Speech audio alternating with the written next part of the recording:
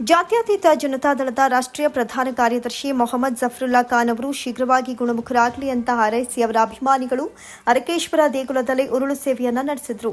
ಮಂಡ್ಯದ ಅರಕೇಶ್ವರ ದೇಗುಲದ ಬಳಿ ಆಗಮಿಸಿದ ಜಫರುಲ್ಲಾ ಖಾನ್ ಅವರ ಅಭಿಮಾನಿ ಚಂದನ್ ಎಂಬಾತ ನಂತರ ಅರಕೇಶ್ವರ ಸ್ವಾಮಿಗೆ ಉರುಳು ಸೇವೆ ಮಾಡಿ ಆದಷ್ಟು ಬೇಗ ಗುಣಮುಖರಾಗುವಂತೆ ಪ್ರಾರ್ಥನೆ ಸಲ್ಲಿಸಿದರು.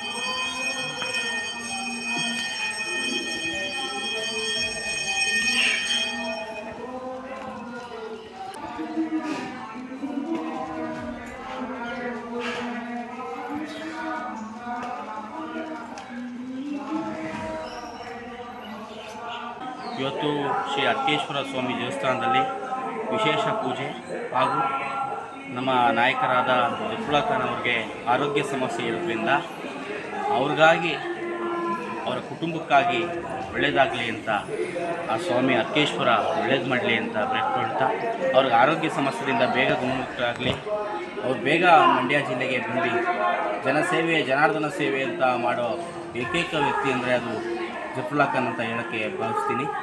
ಯಾವುದೇ ಧರ್ಮ ಮೀರಿ ಕೆಲಸ ಮಾಡುವ ಏಕೈಕ ವ್ಯಕ್ತಿಯವರು. ಅವ್ರಿಗೆ ಆರೋಗ್ಯ ಸಮಸ್ಯೆ ಇದೆ, ಅವ್ರು ಬೇಗ ಗುಣಮುಖರಾಗಿ ನಮ್ಮೊಂದಿಗೆ ಸತ್ಯುವ ರಾಜಕೀಯಕ್ಕೆ ಬಂದು ನಮ್ಮಂಥ ಯುವಕರುಗಳನ್ನ ಬೆಳೆಸೋ ಏಕೈಕ ವ್ಯಕ್ತಿ ಅಂತ ಹೇಳೋಕ್ಕೆ ಇಷ್ಟಪಡ್ತೀನಿ. ಈ ಬಗ್ಗೆ ಸುದ್ದಿಗಾರರೊಂದಿಗೆ ಮಾತನಾಡಿದ ಕೆಎನ್ ನವೀನ್ ಕುಮಾರ್ ಅವರು, ಜಫರುಲ್ಲಾ ಖಾನ್ ಅವರು ಜಾತ್ಯತೀತ, ಧರ್ಮಾತೀತ, ಪಕ್ಷಾತೀತ ವ್ಯಕ್ತಿಯಾಗಿದ್ದು ಅವರು ಮಂಡ್ಯದ ಜನರೊಂದಿಗೆ ಅವಿನಾಭಾವ ಸಂಬಂಧವನ್ನು ಹೊಂದಿದ್ದಾರೆ. ಪ್ರಸ್ತುತ ಅವರು ಅನಾರೋಗ್ಯದಿಂದ ಬಳಲ್ತಾ ಇದ್ದಾರೆ ಎಂದರು. ಮಧುಮೇಹದಿಂದ ಹಲವು ದಿನಗಳಿಂದ ಬಳಲ್ತಾ ಇರುವಂತಹ ಅವರು ದುಬೈನ ಖಾಸಗಿ ಆಸ್ಪತ್ರೆಯಲ್ಲಿ ಚಿಕಿತ್ಸೆಗಾಗಿ ದಾಖಲಾಗಿದ್ದಾರೆ. ಮಾಜಿ ಪ್ರಧಾನಿ ಎಚ್ ಡಿ ದೇವೇಗೌಡ ಅವರು ದೂರವಾಣಿ ಮೂಲಕ ಅವರನ್ನು ಸಂಪರ್ಕಿಸಿ ಆರೋಗ್ಯ ವಿಚಾರಿಸಿ ಶೀಘ್ರವಾಗಿ ಗುಣಮುಖರಾಗುವಂತೆ ಹಾರೈಸಿದ್ದಾರೆ. ಅಂತೆಯೇ ಮಂಡ್ಯದಲ್ಲಿಯೂ ಅವರ ಅಭಿಮಾನಿಗಳು ದೇವಸ್ಥಾನಗಳಲ್ಲಿ ವಿಶೇಷ ಪೂಜೆ ಸಲ್ಲಿಸ್ತಾ ಇದ್ದು ಅವರು ಶೀಘ್ರವಾಗಿ ಗುಣಮುಖರಾಗುವಂತೆ ಎಂದಿನಂತೆ ಸಮಾಜದ ಸೇವೆಯಲ್ಲಿ ತೊಡಗುವಂತೆ ಆಶಿಸಿದರು. ಮೊಹಮ್ಮದ್ ಜಫರುಲ್ಲಾ ಖಾನ್ ಅಂತ ಹೇಳಿದ್ರೆ ಮಂಡ್ಯದಲ್ಲಿ ಜಾತ್ಯತೀತವಾಗಿ, ಧರ್ಮಾತೀತವಾಗಿ, ಪಕ್ಷಾತೀತವಾಗಿ ಅವ್ರನ್ನ ಇಷ್ಟಪಡ್ತಾರೆ. ಯಾಕೆ ಅಂತ ಹೇಳಿದ್ರೆ ಅವರು ರಾಜಕಾರಣ ಮಾಡ್ತಾರೆ, ಆದರೆ ಸ್ವಾರ್ಥಕ್ಕೆ ಯಾವತ್ತೂ ಕೂಡ ಅವರು ಬಳಸ್ಕೊಂಡಿಲ್ಲ ರಾಜಕಾರಣನ.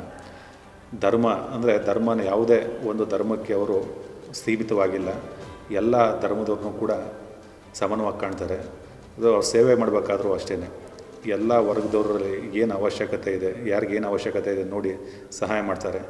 ಈ ಗುಣದಿಂದ ಅವ್ರನ್ನ ಎಲ್ಲ ವರ್ಗದವರು ಕೂಡ ಇಷ್ಟಪಡ್ತಾರೆ, ಪ್ರೀತಿಸ್ತಾರೆ, ಗೌರವಿಸ್ತಾರೆ, ಅಭಿಮಾನಿಸ್ತಾರೆ. ಹೀಗಾಗಿ ಅವರು ಕಳೆದ ಹಲವು ದಿನಗಳಿಂದ ಅನಾರೋಗ್ಯದಿಂದ ಬಳಲ್ತಿದ್ದಾರೆ. ಸಕ್ಕರೆ ಕಾಯಿಲೆಯಲ್ಲಿ ವ್ಯತ್ಯಯ ಆಗಿ ಅವರು ಆಸ್ಪತ್ರೆಯಲ್ಲಿ ಚಿಕಿತ್ಸೆ ಪಡೀತಿದ್ದಾರೆ. ಆದಷ್ಟು ಬೇಗ ಅವರು ಏನು ಚಿಕಿತ್ಸೆ ಫಲಕಾರಿಯಾಗಿ ಆಸ್ಪತ್ರೆಯಿಂದ ಡಿಸ್ಚಾರ್ಜ್ ಆಗಲಿ ಅಂತೇಳಿ ನಾನು ಕೇಳ್ಕೊತೀನಿ.